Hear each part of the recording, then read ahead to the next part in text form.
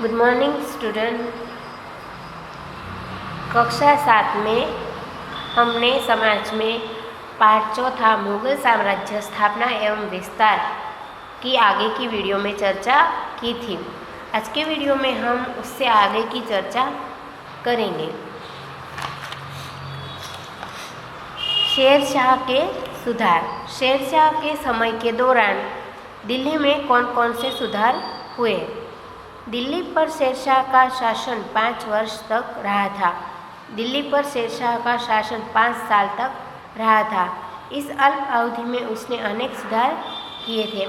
इस छोटी सी अवधि में यानी कि इस छोटी से समय में उसने अनेक सुधार किए थे। शेरशाह को एक योद्धा के रूप में नहीं बल्कि एक सुधारक के रूप में याद किया जाता है। शेरशाह को एक राजा, एक योद्धा के रूप में नहीं बल्कि एक समाज सुधारक के रूप में याद किया जाता है। उसने ज़मीन के प्रकार और उत्पादन के औसत से ज़मीन महसूल के दर का ढांचा टोडरमल की सहायता से तैयार किया था। शेरशाह की यह महसूल पद्धति अकबर ने भी अपनाई थी। शेरशाह की यह महसूल पद्धति थी वो अकबर ने भी अपनाई थी। राज्य में सरलतापूर्वक माल सामान का आयात निर्यात हो सके, इसके लिए जगह जगह बने चुंगी नाका को हटा दिया था।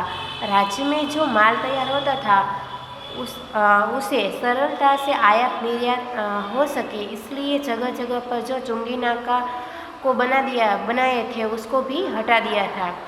व्यापार को अधिक वेग मिले और पथिकों की सुविधा के लिए चौड़े रास्ते बनवाए गए थे।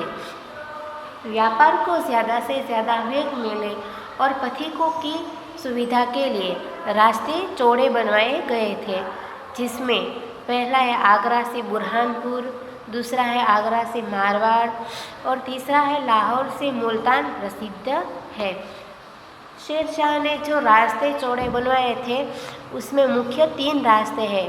तो पहला है आगरा से बुरहानपुर। आगरा से बुरहानपुर तक का जो रास्ता था उसको चौड़ा बना दिया था। दूसरा है आगरा से मारवाड़ और तीसरा है लाहौर से मुल्तान तक का जो रास्ता है वो 3 रास्ते शेरशाह ने चौड़े बनवाए थे। शेरशाह ने रास्ते के दोनों ओर वृक्ष लगवाए थे। रास्ते चौड़े तो बनवाए थे, साथ साथ उन्हीं के साथ उसने रास्ते के दोनों ओर वृक्ष भी लगवाए थे। रास्ते में विश्राम करने के लिए आवास बनवाया था। रास्ते में अगर पथिक है वो थक जाए तो इसके लिए शेरशाह ने विश्राम करने के लिए रास्ते में आवास भी बनवाए थे। टंकशाल बनाकर चांदी के एक समान वजन के सिक्के बनवाए थे। शेरशाह ने सैन्य में कड़ा अनुशासन लागू किया था। उसने कूच करती हुई सेना को गांव के लोगों को परेशान करने या फसल को नुकसान पहुंचाने की सख्त मनाही की थी। शेरशाह ने सैन्य में कड़ा अनुशासन यानी कि कड़ी शिस्त लागू की थी। उसने कूच करती हुई जो सेना है उस सेना को गांव के लोगों को परेशान न करने की और फसल को नुकसान न पहुंचाने की सख्त मनाही की थी। उसके शासन में गुनहगारों को पकड़वाने की जिम्मेदारी कोतवाल के जिम्मे में थी। उसके यानी कि शेरशाह के शासन में गुनहगारों को पकड़वाने की जिम्मेदारी कोतवाल के जिम्मे में थी। शेरशाह स्वयं सतत कार्य करके अन्य को काम करने की प्रेरणा देने वाला शासक माना जाता है।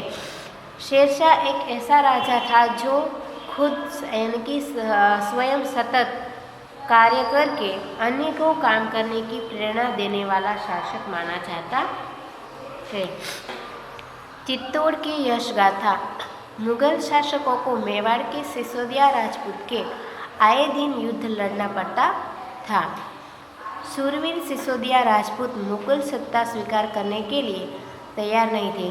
शूरवीर सिसोदिया राजपूत थे वो मुगल सत्ता को स्वीकार करने के लिए तैयार नहीं थे। वे अकबर के सामने अपराजित योद्धा की तरह लड़ते थे। वे अकबर के सामने, यानी कि जो सिसोदिया राजपूत थे, वो अकबर के सामने अपराजित योद्धा की तरह लड़ते ही रहते थे, जिसमें महाराणा प्रताप की वीरता विशेष रूप से अंकित है। जो जो सिसोदिया राजपूत थे, वो अकबर के सामने अपराजित योद्धा की तरह लड़ते ही रहते थे। तो उस राजपूत में विशेष रूप से कौन अंकित था? तो उस राजपूत में महाराणा प्रताप थे, उसकी वीरता विशेष रूप से अंकित की गई थी।